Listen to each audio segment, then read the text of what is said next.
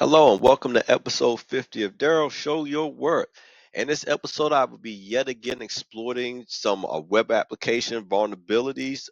This time in particular, exploiting the padded Oracle attack. And then also, I will be doing something called a server-side template injection attack. All right, so I've remembered now that I forgot to preface my previous video as I usually do anytime doing any sort of red teaming activity. So wanted to make sure that I say this up front before starting anything. This is for educational and for ethical purposes only. Any sort of malicious activities that may result in somebody watching my video, I take no responsibility for and condemn. All right, with that said, let us get started. So the first thing we're going to do is, since this is a web application attack, we need to access the web application. So in order to do so, I'm going to be opening up my browser here, and we're going to be taking a trip to a site called padding-oracle,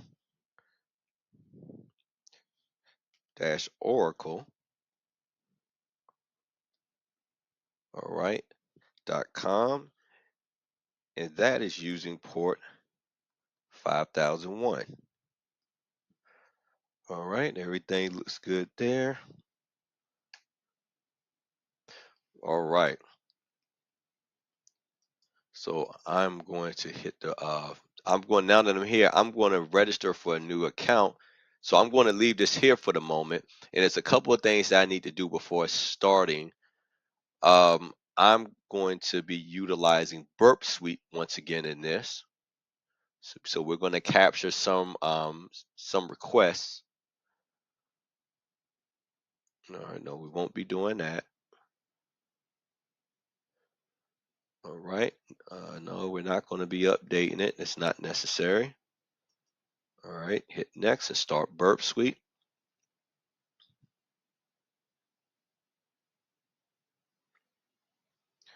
All right. And as always, before using a Burpsuite, I need to configure my own proxy settings here. So to make sure that everything works correctly. So I'm going to go to these three lines here at the top of my Firefox browser. If you use another browser, it may be a different set of steps, but I'm going here to preferences, and I'm gonna scroll all the way down to network settings.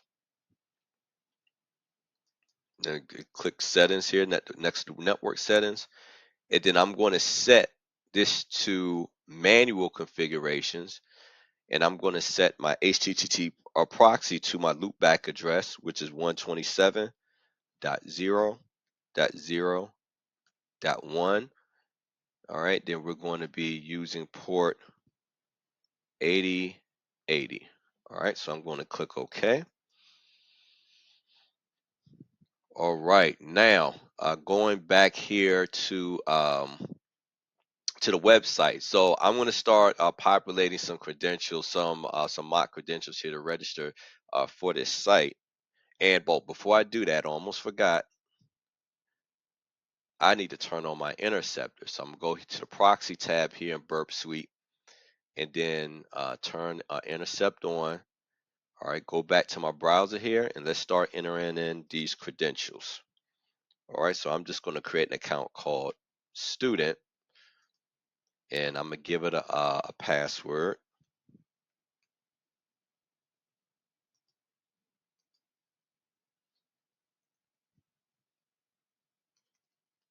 Make sure that those match. All right, so I'm going to hit enter. All right, so we can see here that Burpsuite is working correctly. That it's captured my my post request here. All right, and then we can see in plain text the credentials that I entered here. So I created a username called student, and I also uh, set the password to computer and then confirm the password to computer. So we're seeing all of that in the request here.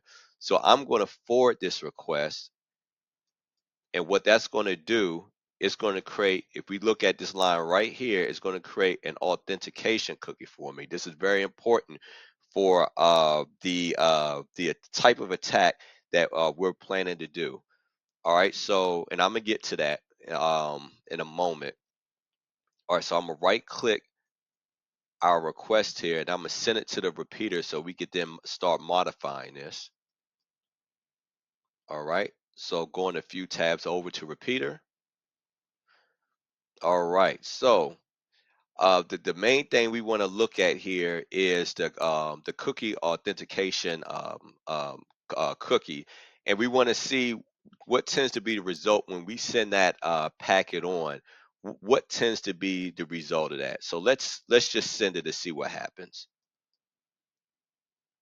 All right, so what we see here is the markup language of the actual website. So this is an indicator that we have successfully logged into the website, and so we know by using this authentication pin that that gets us into the website. So what if we wanted to modify this cookie, and that gets us to our first attack here, and we're going to use an application known as PadBuster to decrypt the value of this authentication key. And so to kind of give a high level overview of what PadBuster is, so PadBuster is an automated penetration tool designed to perform a padding oracle attack against vulnerable web applications. So you may be asking, well, Daryl, what is a padded Oracle attack? I'm glad that you asked. So that's an attack which uses the padding validation of a cryptographic a message to decrypt the ciphertext. So in cryptography, variable length plain text messages are often used to be padded to be compatible with the underlying cryptographic cipher. All right, so we're going to play around with that padding, and we're going to use this PadBuster application as a means to exploit some vulnerabilities in that, and try to decrypt this authentication cookie. Excuse me. Ugh. All right. So in order to begin doing that, I am going to open up a terminal window here, and I'm gonna leave Burpsuite the way it is. All right. So let's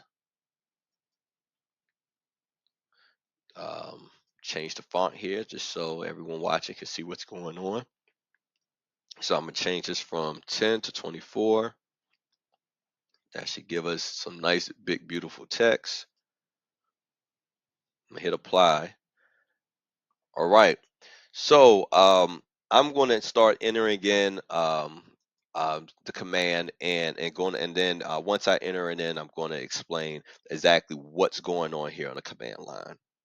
So just write in PadBuster, since that is the application that we're working with. And then I'm gonna give it the location, which is padding dash, oops, Oracle. And just to be clear, the naming of the attack has nothing to do with the database Oracle. For those that may be wondering, so yeah, just don't want this to be confused with some sort of database exploit or database exclusive exploit. All right, so that's where we're aiming this at. All right, and then I'm gonna put a filler in for right here. So this is just a filler. We're going to be, this is some part. This is a part of the command line that we're going to be playing around with. All right, put an 8 there.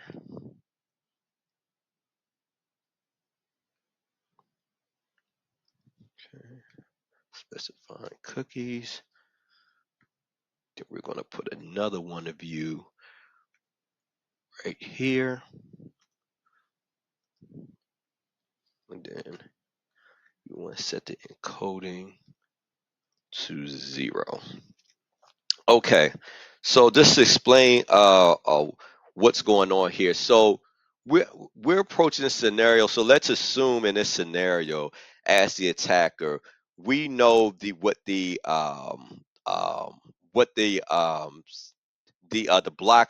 block length of the cipher is. So we know, excuse me, the block size of what the cipher is. So we know that it is a block size of 8. All right, so that explains why I put this 8 right here. And then we also know that this particular authentication cookie is using a base 64 encoding. All right, so that's why I set that to 0. So those are some known variables going up front here that probably we have to dig a little deeper to usually get, but for the sake of time and just demonstration, these are just some variables that we're going to know up front. Okay, and then so right here, of course, we're specifying the application that we're working with, which is PadBuster, and then the location of the URL that we're targeting, and then this here is where we want to stick that authentic. Okay, excuse me, not sure what happened there. Let me just bring my machine back up. Not sure why it did that to me. Give me a few seconds here.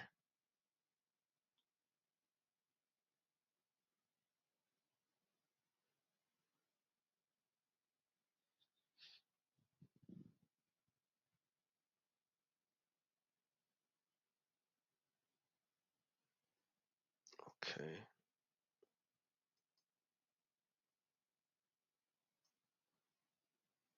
Right. Let's bring this back up.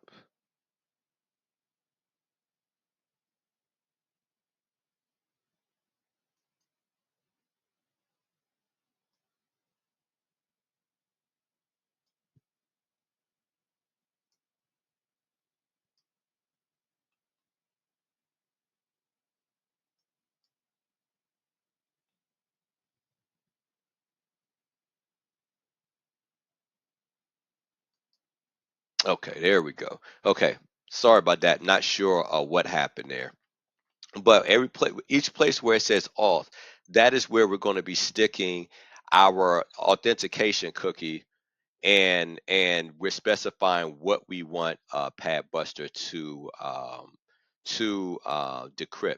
All right, so I'm going to go back over here to Burpsuite,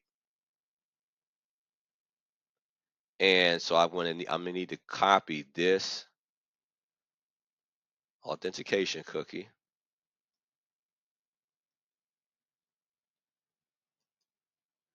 All right, then going back over here to my terminal. All right, so every place where we have auth written, we're going to replace that with um, that authentication cookie.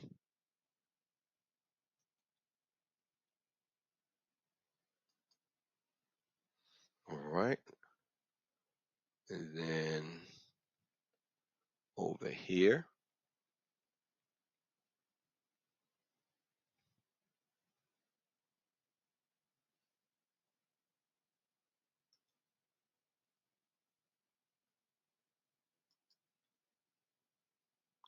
All right, everything else should be good to go as far as syntax. So I'm gonna hit enter to get PadBuster started. All right, so it's asking me for ID number. So I'm going to give it an ID number of 2. So here's the selections, 1 or 2. I'm gonna tell it 2. All right.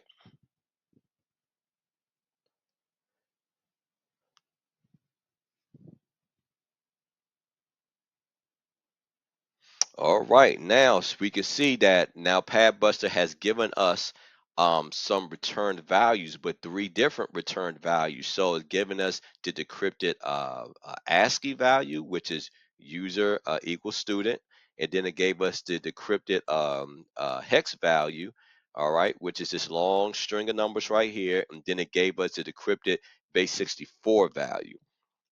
All right. So our main aim now that we've done this, our main aim, we want to be able to then modify this key in order to escalate to an admin user. All right. So the way that we do this is we run the same command, and we're going to leave everything else the same, but this time I'm going to add to the end of it, I'm going to say plain text, and this time I'm going to text. All right, this time I'm going to say user. All right, remember, user did the ASCII version of what we said before was user equals student. So I'm going to say user equals admin and run this command.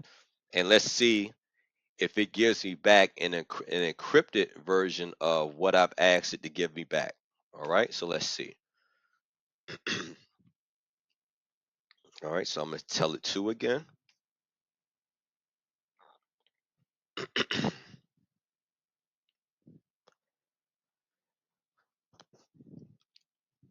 All right, so it gave me an encrypted value. So I'm going to take this,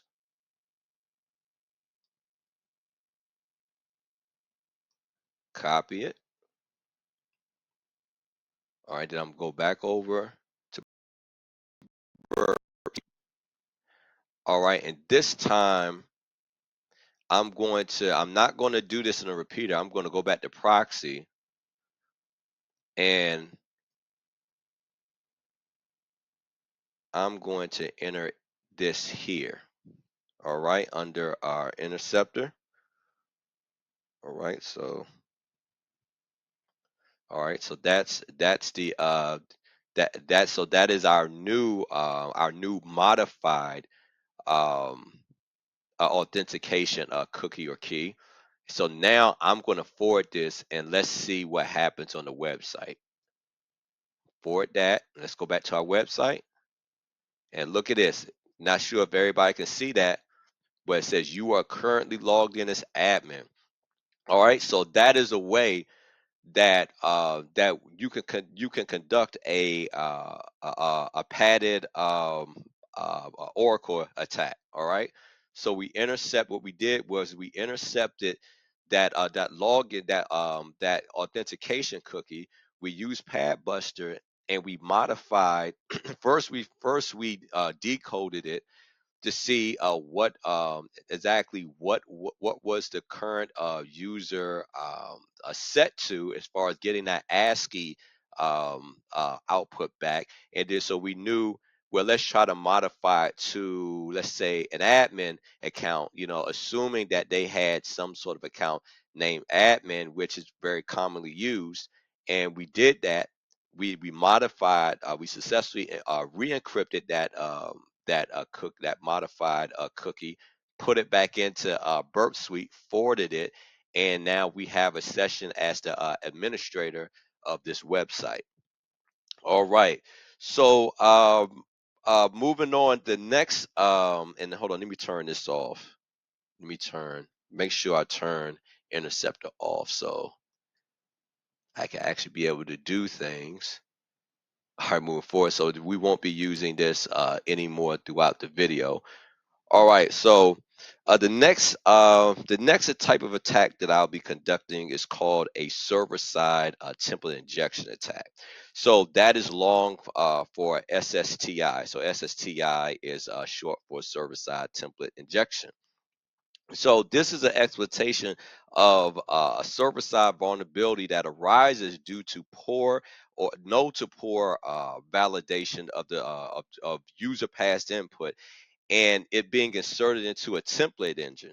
So successful SSTI attacks can expose a web application to different attack vectors such as cross-site scripting, HTML injections, or even remote command execution. All right, so we're going to see how this works. In order for us to do that, I'm going to navigate now to another site here. So we're going to go to a site called template injection. These aren't real sites, by the way. These are just mock sites, just that I'm using for the lab. All right, and then we're going to be utilizing port 5000 for that. All right, so I'm going to give it my credentials here.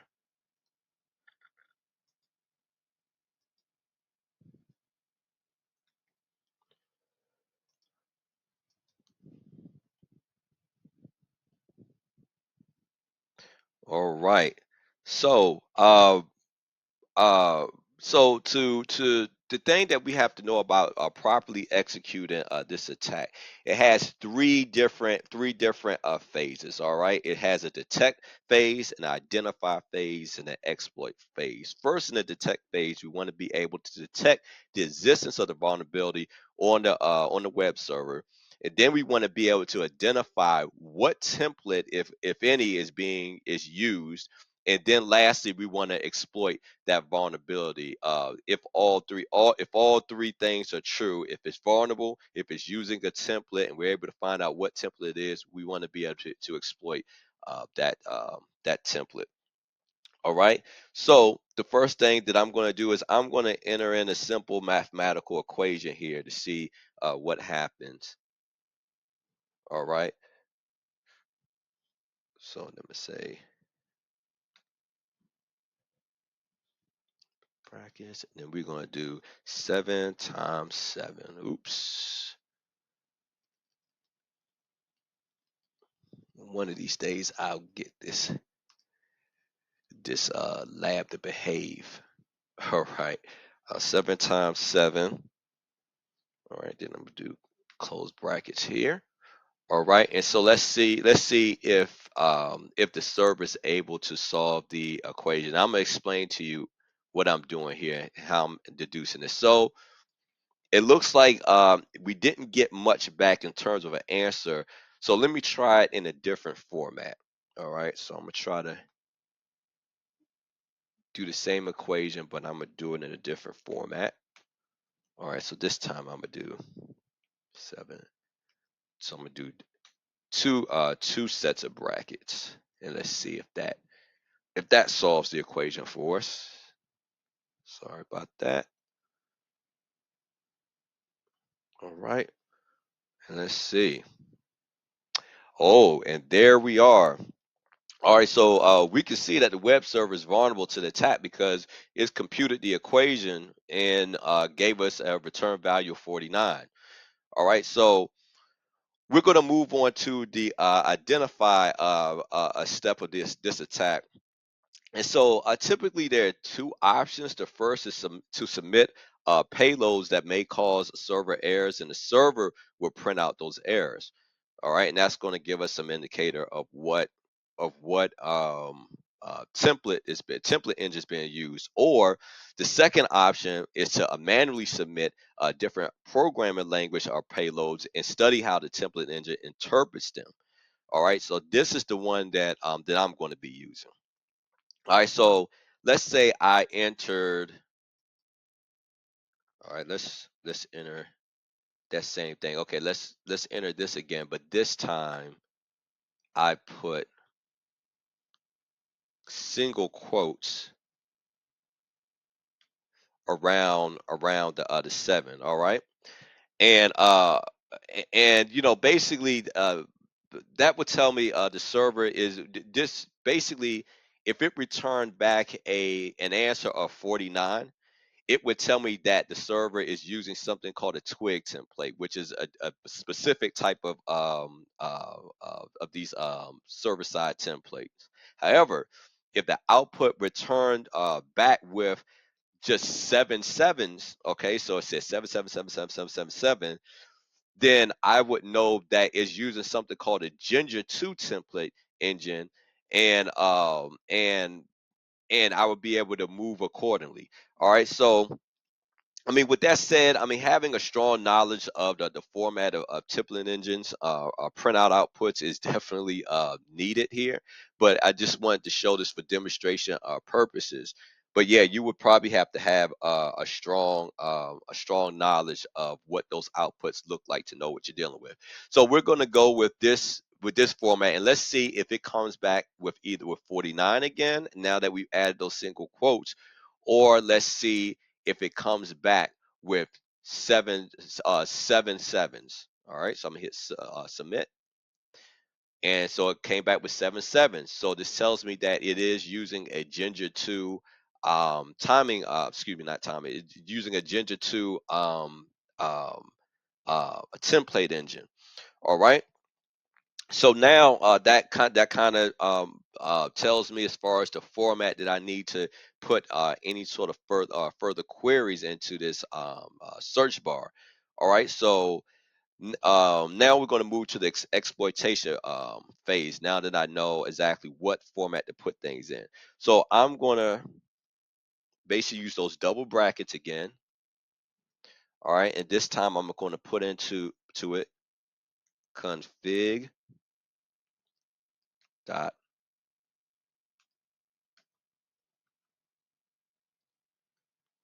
items, and then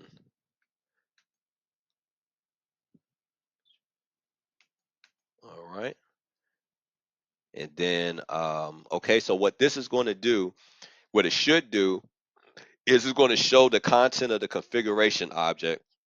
And think of it as a dictionary-like object containing all of the web application's configuration values. All right, so this is going to give me the configuration values of this application, and here we are. All right, and so this is information that I can use if I wanted to, just find out the general configuration of it and wanted to see some weaknesses there that I wanted to exploit. So let's say we wanted to access the cached information on the server. We want to see what that looked like. So I'm going to do and say space say get underscore flashed underscore messages dot underscore oops hold on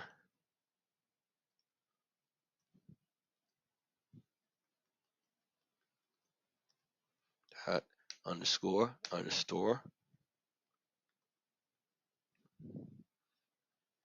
globals underscore.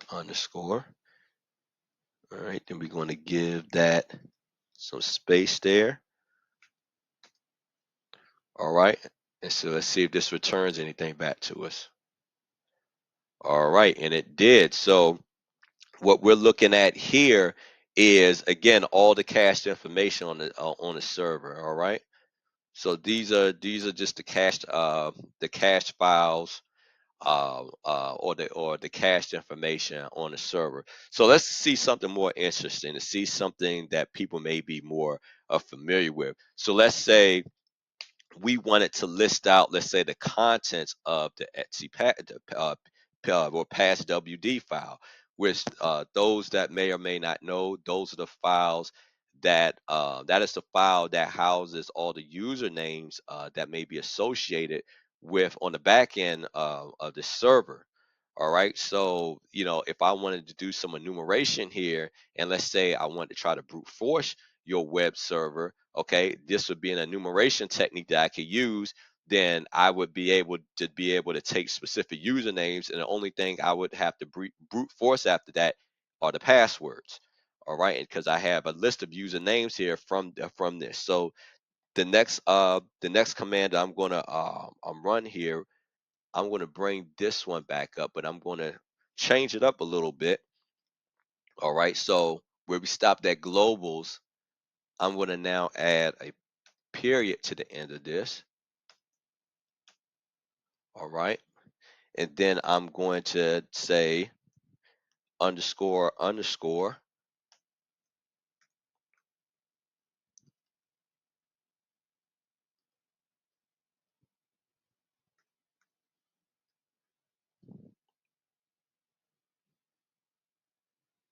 excuse me. built-ins underscore and I'm gonna say dot open. All right, and then now I need to specify double quotes ASCII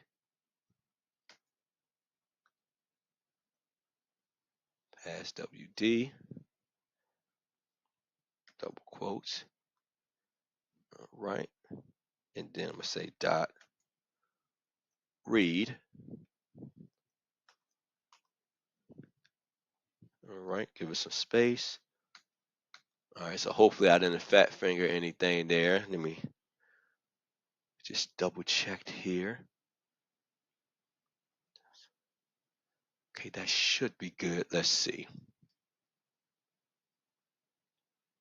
Here we are. And there we go. Look, we got our root account. Then we got a games account. So these are all the user accounts that's on the back end of this. Then look, we got an admin account here. All right. So yeah, so this shows you how this is a dangerous vulnerability, how someone could use this to enumerate the users on the back end web server. All right, so let's say we want to then run something that allows us to see account directories. All right, so I'm going to go back to this one and we're going to modify this a bit here. So let's see. Still having to write this whole thing out. I'm going to say, let's see, we're going to get rid of everything up to, we'll say everything up to globals. Okay.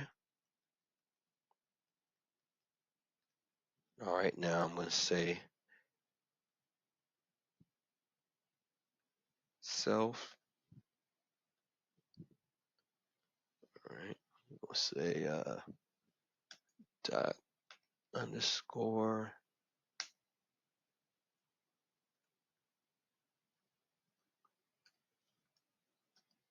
template reference.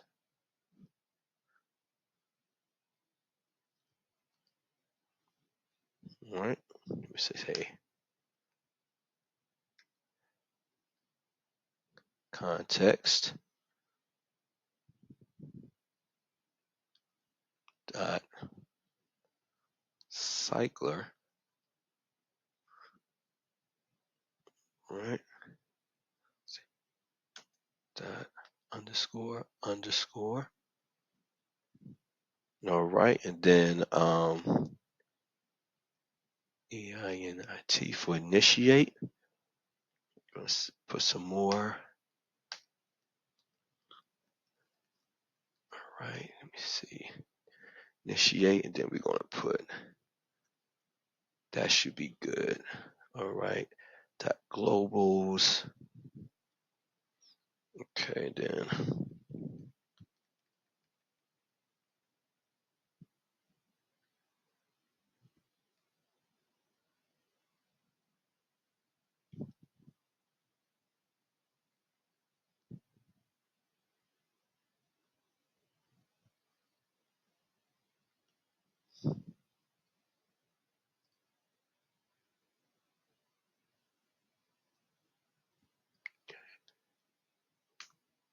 All right, open, and then change this to a list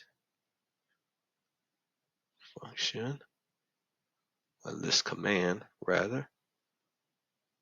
I'm gonna keep that other double quote in there. All right, and then, well, no, actually, we want to make these single quotes.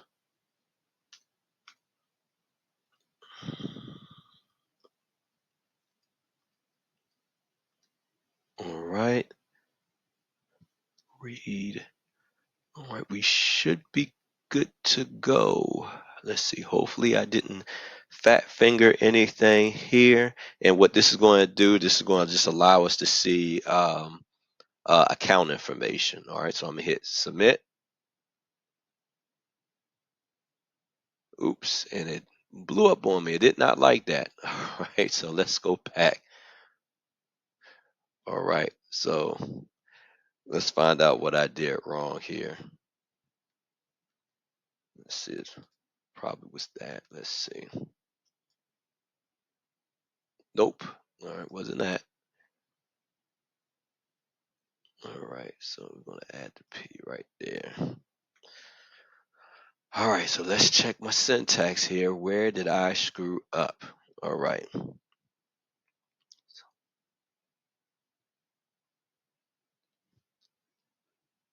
Right. Template reference. Ah, okay. This could be the culprit right here. Okay. Make sure I don't have any other ones. Okay, let's try that. And nope, it still does not like it. Right.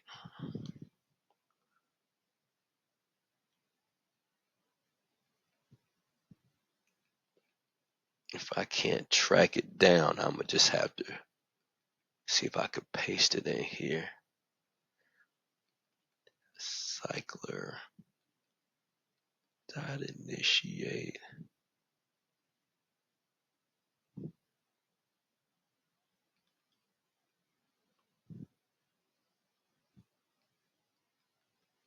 Globals.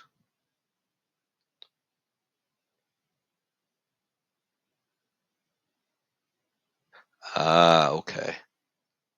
Okay, there we go. Okay, that was the problem. Okay, I'm missing the OS.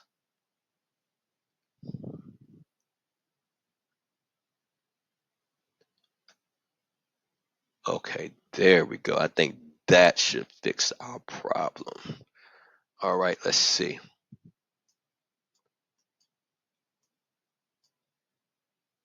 Yes, here we are. Okay. So, this gives a well, no, this hold on, let me see. What happened there? No, that doesn't. It gives us some information, but not the information that I wanted. So what this gives us is actually it gives us all the content of the worker directory. All right, so we have Docker file access log, we have supervisor log. We have different type of logs types. We have a Python file here, and then we have a requirements document, which is all good information.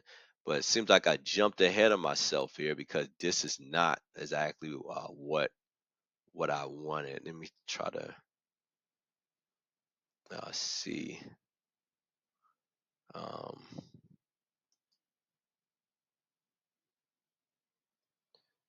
all right, let me continue checking this because it's something I have here that it doesn't like. Oh, okay, I think I see. So I should have had.